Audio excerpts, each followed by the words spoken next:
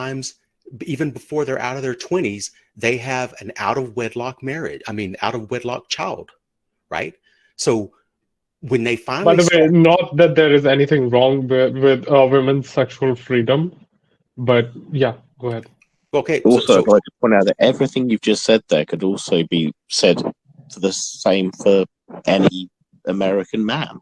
well, what I'm saying is Yeah. that traditional men, once these women, typically around 30, they start to settle down and they start say, okay, I need to find a husband, or I want to find a husband, right?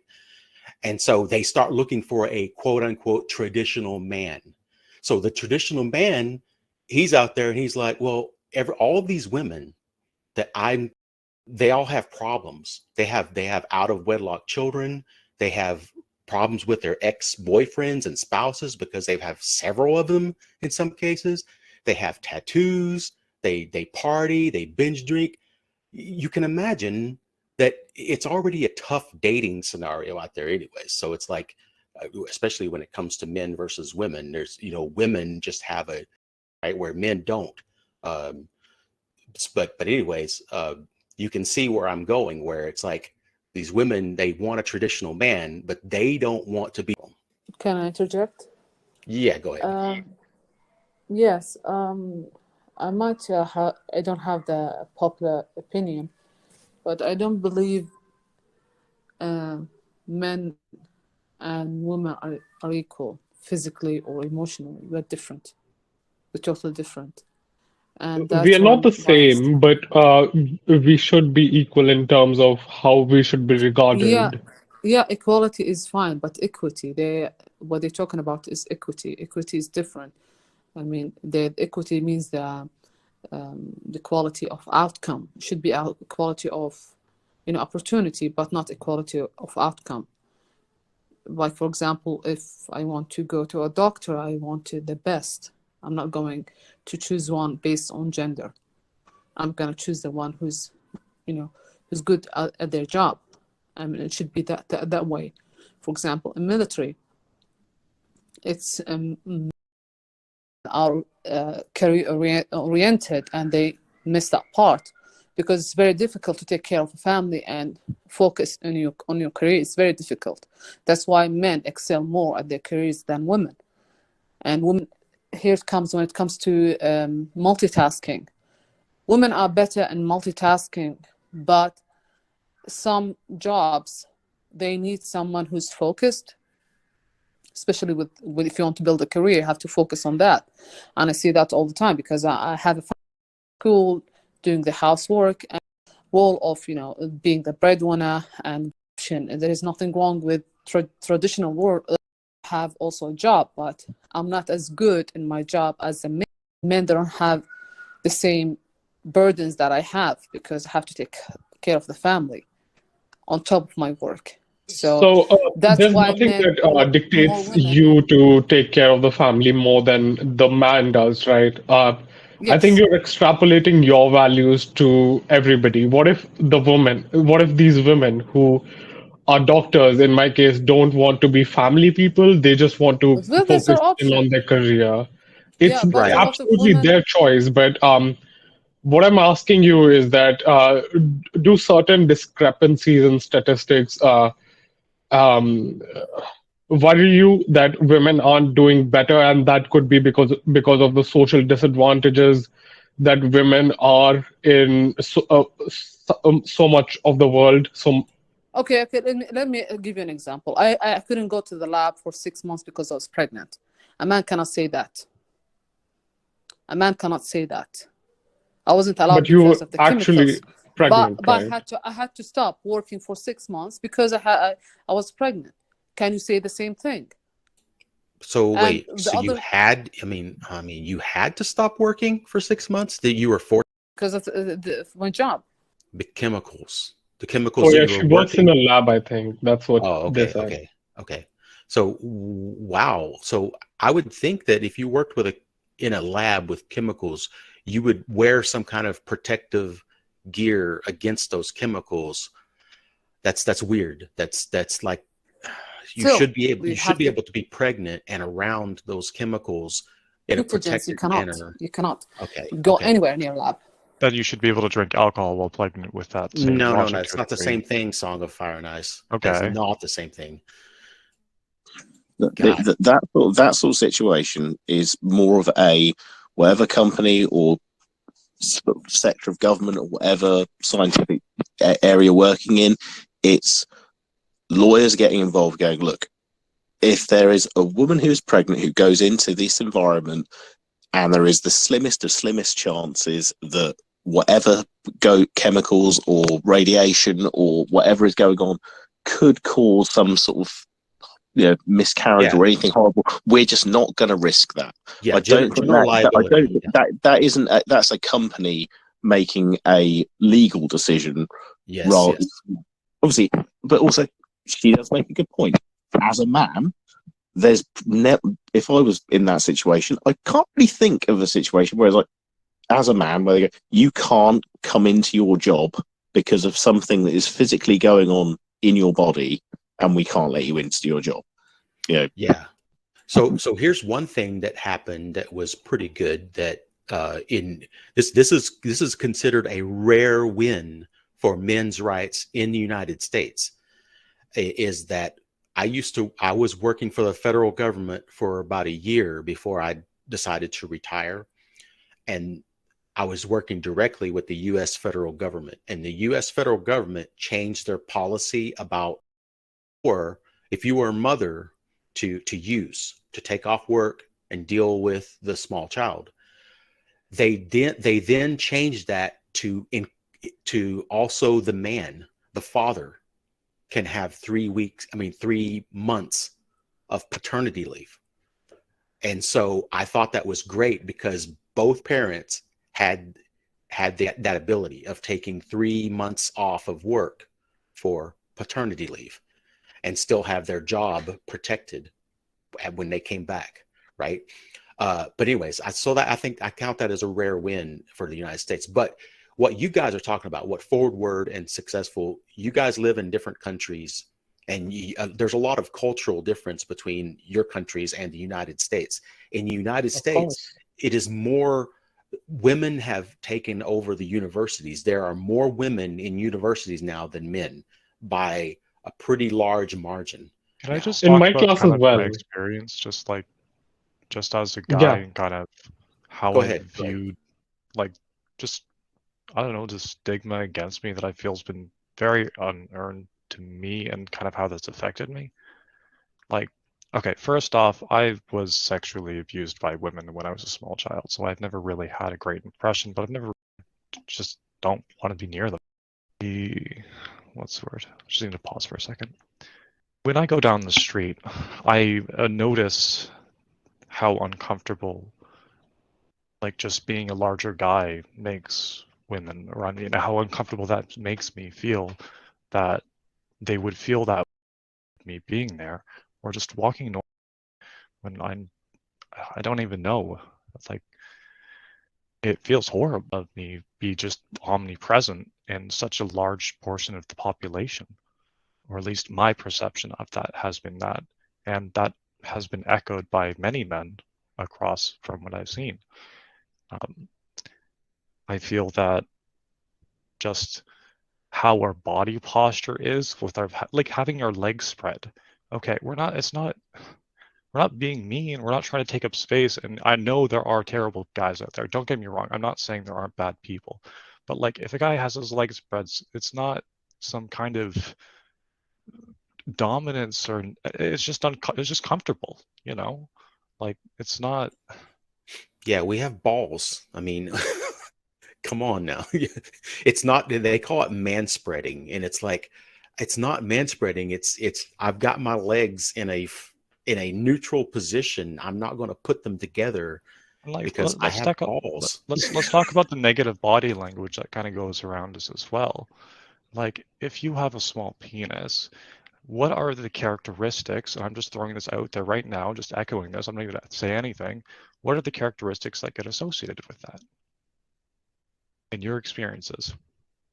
I have a small penis.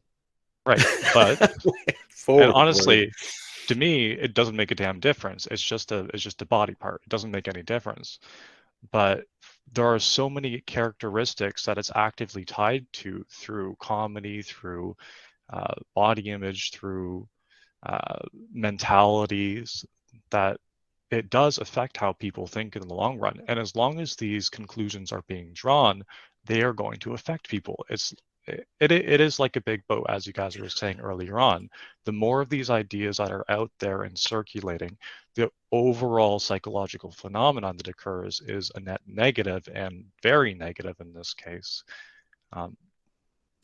So let me echo a little bit of that back to you. Okay, so I realize and I know that women in the United States, they are insecure about their breast size. That starts very early on with them. So for men, it's their penis size, right? They obsess over their penis size, whereas women typically obsess over their breast size. But now it's also changed with women to like the size of their butt and the shape of their butt. Because I actually never knew this, that people I mean, I knew it's a talking point, but I never knew that people obsess over penis sizes. There's a lot of things that we find that people obsess over. In fact, wrist sizes are a large factor for men. The smaller your wrists are, the more uncomfortable you're likely to be with your physical characteristics. That's interesting. Gotcha. But I think that's, you know, the way I see it, and this is kind of a joking way. If you can get a woman, at least you're naked and she's naked and you're going to have sex, that's the only time I think that she's going to know what the size of your penis is.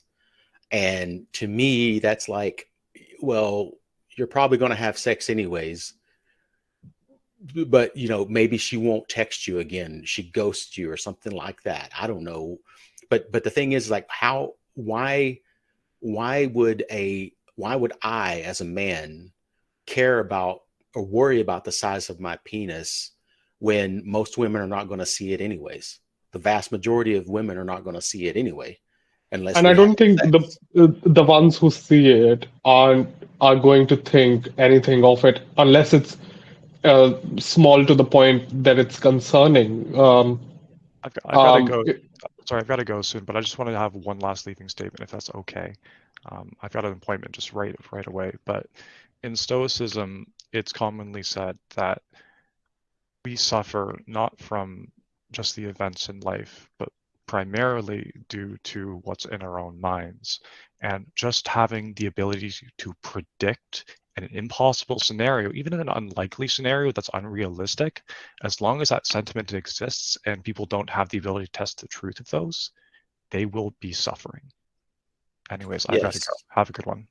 Okay, thanks for joining. See ya. Cheers. Hopefully we'll see you. So forward. So as you as a medical student, okay, so there's some men that have these things called micro penis. Now, I don't even know what size would qualify as a micro penis, but would you ever say that is a problem that should be fixed surgically? I think micro penis is a problem where a person does not go through puberty very well, or does not go through puberty at all. And it's like one of the symptoms that that is used to detect whether we need to medically induce puberty in a person or not. Because apart from the micro penis, there are other health ramifications of not going through a healthy puberty. But in a sexual way, I don't think there is any talk about fixing the micro penis just for a cosmetic enhancement. But there are pumps that people can get, I think, that fixes the micro penis, which is pumped up. The pump actually goes behind. somewhere near your balls, under your skin, where you can pump it up. You can press it and pump up your penis, and there's a valve that you can release as well for it. So, yeah. Oh, okay. So, So when you're talking about young men who are not going through puberty properly, do you mean that it's remedied by like testosterone treatments?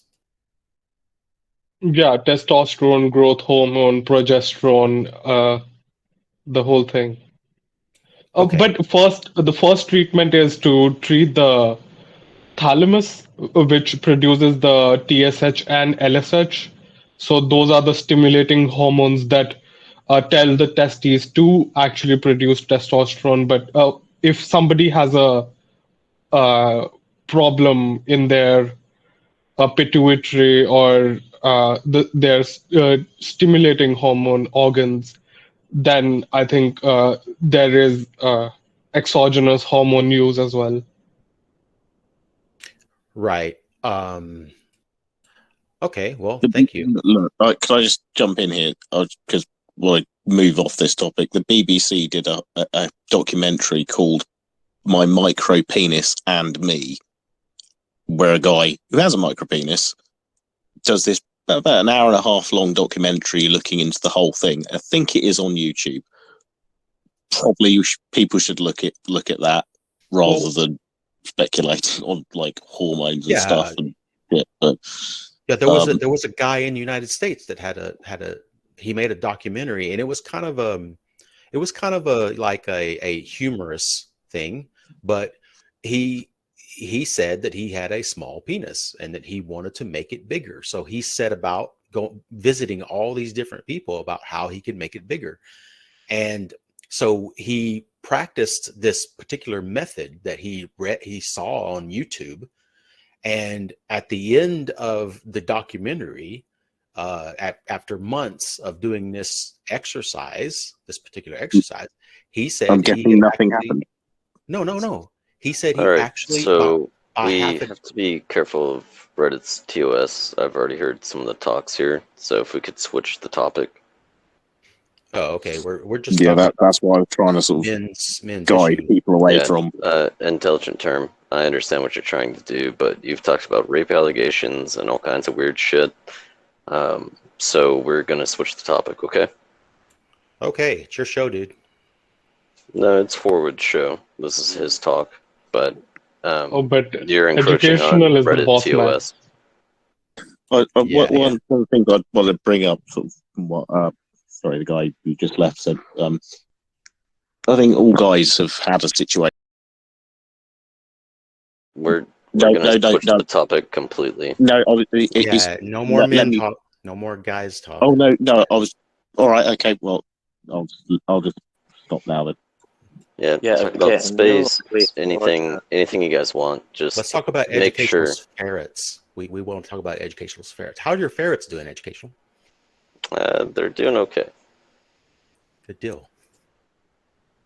But let's just be careful of where this topic goes. I have to leave, or I'm gonna go take a nap. But Forward, it's your show, bro. Gotcha. Thanks. Lieutenant Forward, like, what do you think your time zone is? That's what I was about to mention. But your time zone is not. It's different. Like.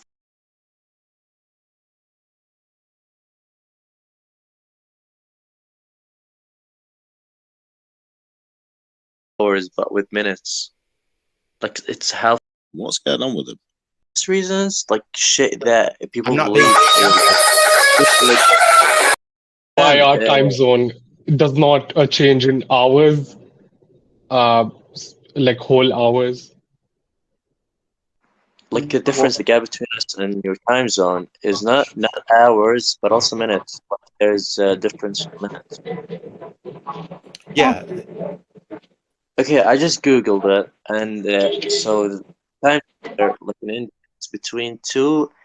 What is this word? Mandarin shit, like Mandarin states. I don't know, but basically, did it like it's exactly between these two time zones.